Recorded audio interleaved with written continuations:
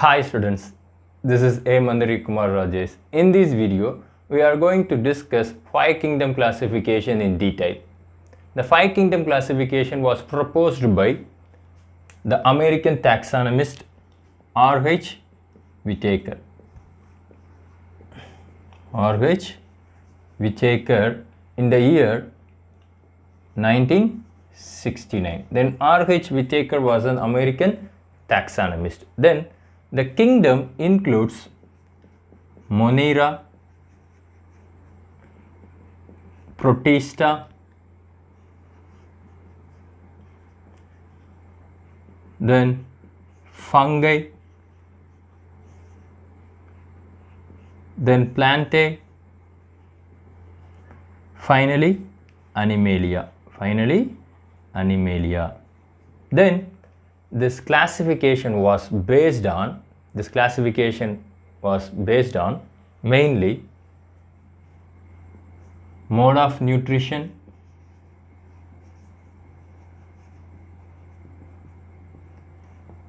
then cell structure, then reproduction, then thallus organization,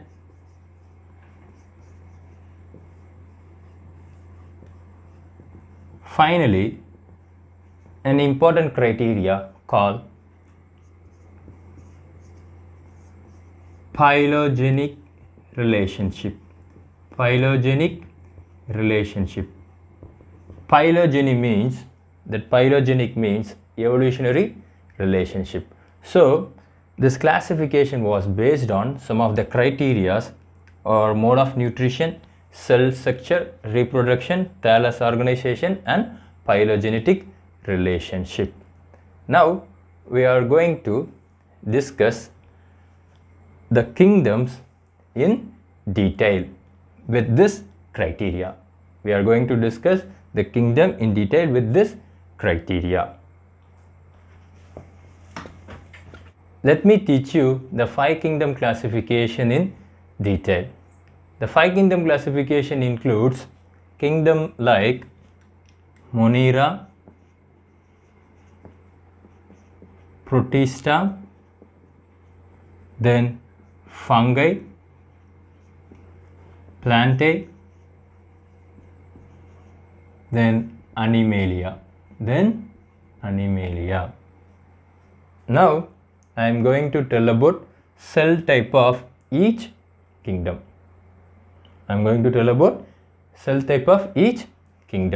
Normally, the living organism comprises of 2 types of cells. They are prokaryotic cell and eukaryotic cell. In the case of Monera, that organism possesses prokaryotic cell.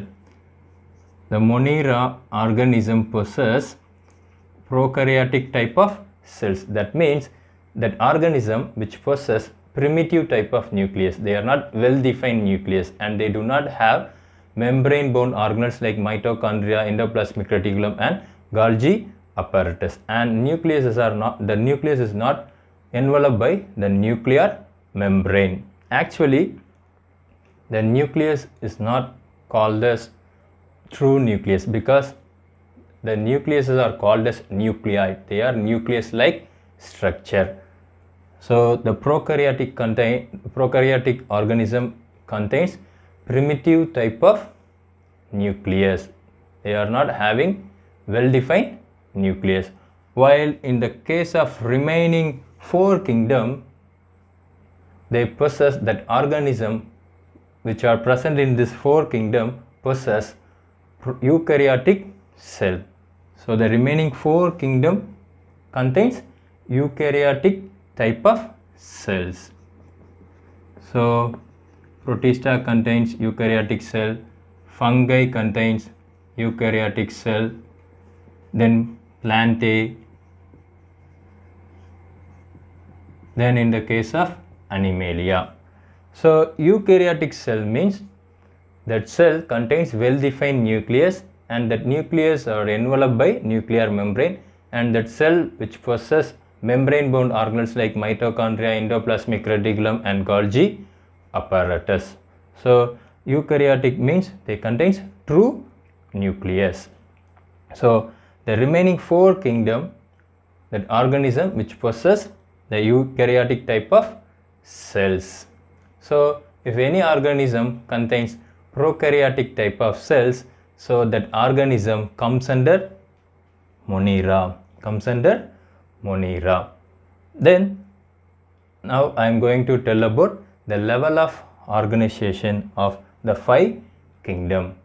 So level of organization means they are cellular level or tissue level or organ system level or organ level, then organ system level. So Monera contains level of organization is unicellular. So that organism which contains only one cell, that organism is made up of only one cell, and they are called as unicellular organism. So this one cell can do all the activities, example reproduction, excretion, then nutrition. So this one cell can do all kind of activities of that organism. While in the case of Protista also, it contains unicellular organism. What is the difference between these two kingdoms is, it contains prokaryotic unicellular organism. In the case of Protista, it contains eukaryotic unicellular organism. Then in the case of fungi, it contains multicellular as well as unicellular organism. It contains multicellular as well as unicellular organism. So multicellular means that organism which contains more than one cell, and they are called as multicellular. Unicellular means that organism which possesses only one cell. In the case of Plantae, it contains tissue level of organization. It contains tissue level of organization or organ level of organization. That means the group of cells combine to form different tissues. For example, parenchyma tissues, collenchyma tissues, sclerenchyma tissues, xylem and phloem. So the group of cells combine to form different types of tissues, and the different types of tissue combine to form organs. So in Plantae, the level of organization is tissue or organ. While in the case of Animalia, that organism contains organ system. That means the group of cells combine to form tissues, the group of tissues combine to form organ, the group of organ combine to form organ system, the group of organ system combine to form organism. So the group of organs which are present in our body is, for example, lungs. So it is a respiratory organ. Heart, circulatory organ.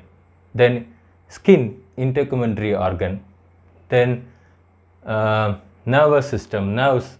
So these are all some of the example of organ system. This group of organ system combine to form an whole organism. So in the Animalia, the level of organization is organ system, that is organism. Then I am going to tell about cell wall. The cell wall of each kingdom. So in the case of Monera, that organism cell wall is made up of peptidoglycan and mucopeptide.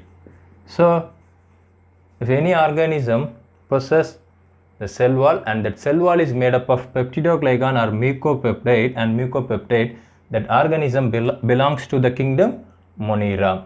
While in the case of Protista, some of the organism possess cell wall and some of the organism do not possess cell wall. And that organism which possess cell wall, and that cell wall is made up of pellicil and cellulose, and some of the organism do not possess cell wall.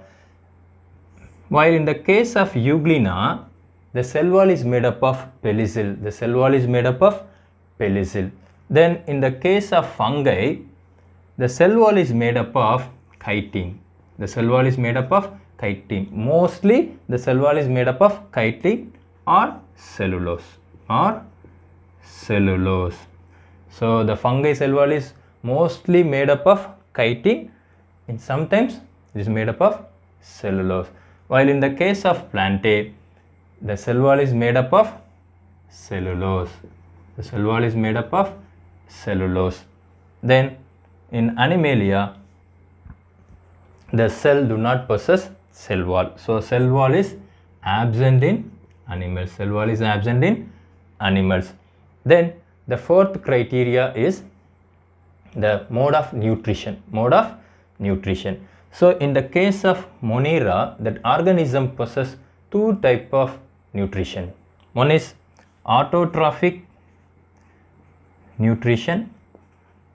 The autotrophic type of nutrition possess two types. They are phototrophic and hematotrophic. Then heterotrophic mode of nutrition includes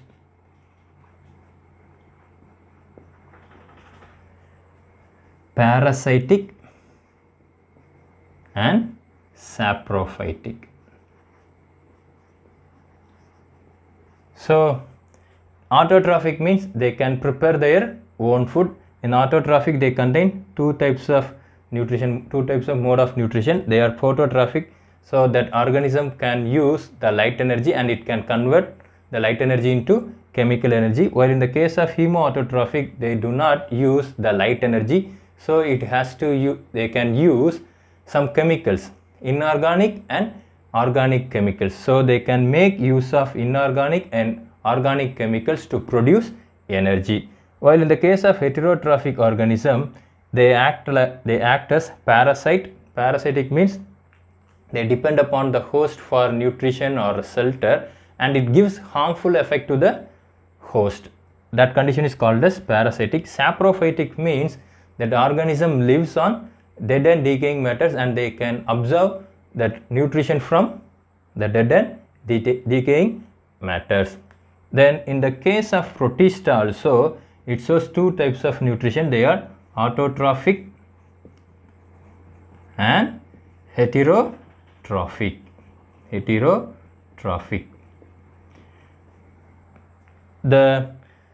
In Protista, one organism called Euglena. So the Euglena is a peculiar organism because it possesses two types of nutrition, autotrophic and heterotrophic. Because it contains chloroplast, they can use the light energy and they convert the light energy into the chemical energy. Again, suppose the sunlight is not available at that time, the Euglena use the second type, heterotrophic mode of nutrition. So they can absorb nutrition from other organism. So Euglena is a peculiar organism. Then fungi is a heterotrophic organism because they do not possess chlorophyll. So they depend upon other organism for their nutrition. Maximum they are parasitic mode of nutrition or saprophytic mode of nutrition. While in the case of Plantae, they are autotrophic. So in Plantae, that organism possess autotrophic mode of nutrition because they contain chlorophyll, so they can do photosynthesis and they can prepare their own food. While in the case of Animalia, they are heterotrophic mode of nutrition. They possess heterotrophic mode of nutrition, especially the nutrition called holozoic. Holozoic means they swallow the food material and ingest that food material. That condition is called as holozoic. Then the fourth criteria is mortality. The fourth criteria is mortality. So Monera can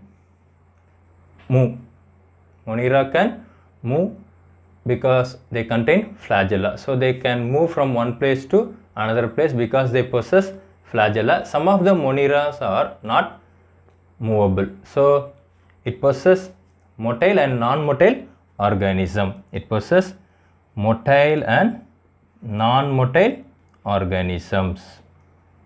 Non-motile organism. While in the case of Protista also they possess motile and non-motile organism. Then in the case of fungi they are non-motile. All the fungi are non-motile. So all the fungi are non-motile in nature. In the case of Plantae, mostly they are non-motile. Mostly they are non-motile.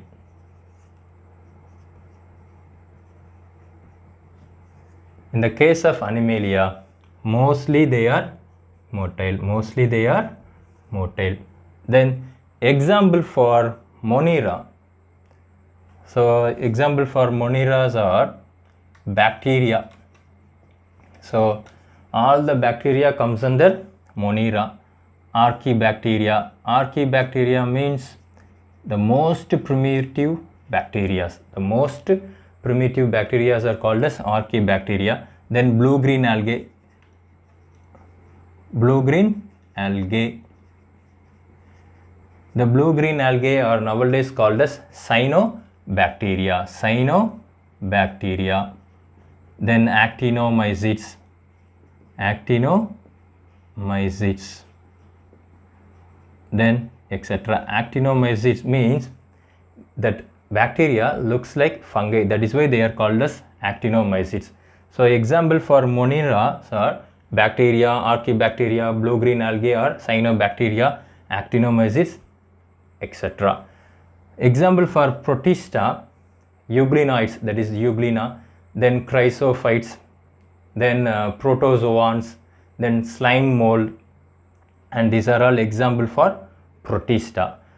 Then example for fungi are yeast, mushroom, then molds. So yeast is an unicellular fungi. Then example for Plantae, algae, bryophyte, then pteridophytes, then gymnosperm and angiosperm. Example for Animalia, sponges, then invertebrata and vertebrata. So that's all about the 5 kingdom classification. Now I am going to tell about the merits and demerits of 5 kingdom classification. So please wait a minute. Finally, we are going to discuss the merits and demerits of 5 kingdom classification. Here I have written the merits and demerits.